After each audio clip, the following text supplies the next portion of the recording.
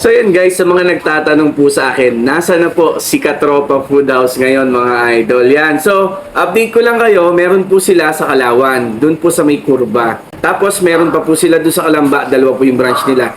Dito lang po sa San Pablo na wala, pero ito guys, ang good news.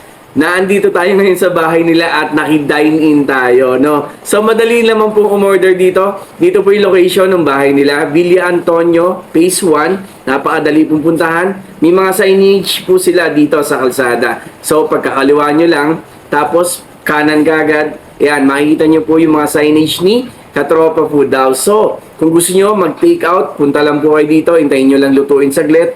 Pwede nyo nang dalhin. Or, pwede po magpa-deliver via Food Panda. Order lang kayo doon. Or, message kayo sa page ni Katropa.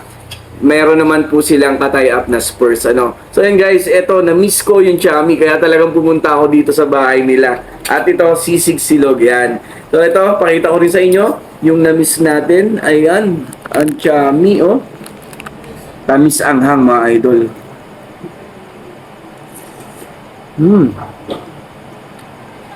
Ay, grabe. Walang pinagbago ang lasa. Ate Bane, ganun pa rin yung luto mo. So, dahil matagal na nga natin kilala sa si Katropa, kilala na natin yung mga nagluluto, no? Tapos ito, sisig, yan. So, kompleto yung silog nila. Kung gusto nyo umorder, pwede kayong mag-take out, hintayin nyo lang po saglit. Or, meron silang maliit na dining, kaso konti lang yung ma-accommodate.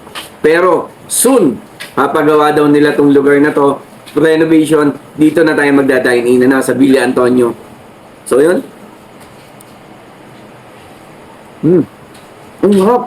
Grabe. So, yun guys, sa mga nakakamiss po kay Katropa, pwede kayong magpa-deliver mga idol. Food Panda, or message lang kayo sa page nila. Grabe ang sarap. Walang pagbabago. Kain. Yun, no? Wow. Thank you.